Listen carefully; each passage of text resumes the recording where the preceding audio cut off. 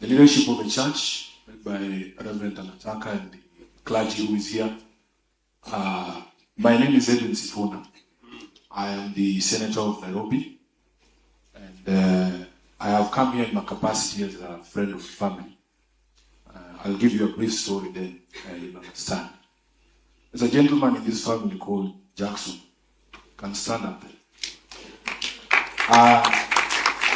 You can see both of us are fairly young, so we've not known each other as long as some of the doctors who studied. But I have known this gentleman for over 15 years now.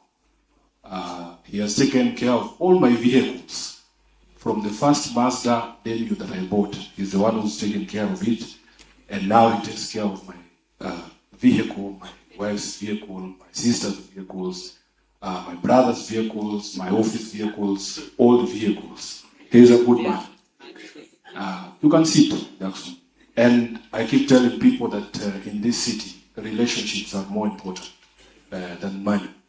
There's things that Obwaka does for me that these other politicians always ask me, who did this for you and how did he come up with it? He knows the vehicle that I used for the campaigns in 17 and even the one that I'm using now. He does amazing things, Reverend. When we were doing Maandamano in 2017 and 23, I've been to so many of them, you forgive me. The police would destroy our vehicles. I'm sure you guys have seen the videos. They would break the windows and throw tear gas inside. It would take Obwaka just like a few hours, and that same vehicle would be back on the road, and people would be like, how is it possible that the damage we saw yesterday, how come these vehicles are ready for the next Maandamano? So I have known him for all those years. And Reverend, on the day that Daktari was arrested, I was actually going to Meru. And then he calls me, and I think he put Dr. Chris on the phone. It was Chris, right? And he told me, Sifuna, they have arrested Daktari, and we don't know what the reason is. So I told him, okay, let me try and find out what's going on. I actually called the IG of police and asked him, what's going on? Because we were all aware of the dispute with Nairobi Hospital. And certain pronouncements had been made by the highest office in this land, and we are not going to fear speaking about these things. That question of Nairobi Hospital was going to be resolved the Mambo ni Matatu way. You all had it. And the president actually owned up later that he's the one who gave the orders to do what happened to Dr. Obwaka. So I called the IG. Of course, the IG feigned ignorance, said he was not aware of what was going on. But he was at a police station. I was like, just call, I think it was Pangani, whoever the OCS is. Some of us, because we're still young, even if you threw me in for 2 weeks, my wife wouldn't even notice. Because I'm away so much, like, what we're doing, running around the country. Every once in a while, it's my daughter will remind her, oh, let's call daddy. And that's like a week and a half later. But I told him, that is a very old man. I'm sure at his age, he must be frail. Just give him whatever cash bail conditions you can give him. Let him go home, So it is quite surprising. It's quite surprising. And the Reverend has given us very good sermon here saying that every generation must find its purpose and fight it during its generation. You can imagine reading this eulogy.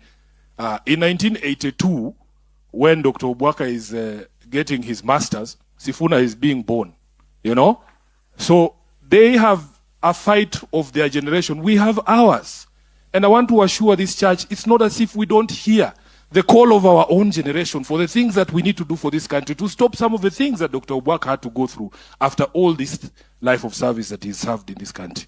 It is not possible. And I am very encouraged because it says here that he believed true leadership required courage and sacrifice and that we must stand up to defend good governance. I am telling you, we go around this country and people ask us, what do you want to do for us? How about we just return the country to the rule of law, that disputes between board members and institution can be resolved amicably under the law? What is wrong with that? Why is that not enough? If really we want to build a country that believes in the values in our constitution, if I have a dispute with you, can I trust the judge that you will not go and see the judge behind the door? that even if you don't see the judge behind the door, behind the tent, as they say, if he makes a decision, you will respect that decision. How are we in this Mambo ni Matatu dispensation? So I want to make this commitment here, that I actually believe as a leader in this country, that the call of our generation is to return the country to the rails of values. We want to live in a country that is free. We want to live in a country that is fair, governed by the rule of law. If you lose in court, you have lost. You respect the court orders. It cannot be that someone in a big office somewhere can come and personally determine a case that has nothing to do with him. So with those many remarks, I just want to say, pole to the family, assure the nation, assure Nairobi, assure all of you that we as a generation will answer the call, and we are hoping to God that you will be there with us. I thank you, and may God bless you. May Mzee rest in eternal peace. Thank you very much. Oh, I need to explain why I speak from here, because I could see the leadership of the church. Just like we have explained the separation of powers,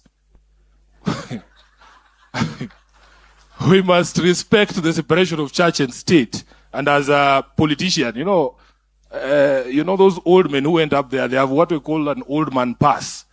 Those ones can do what they want because of the service they've rendered. But for the rest of us, we must honor this holy ground and allow only the word of God to proceed from there.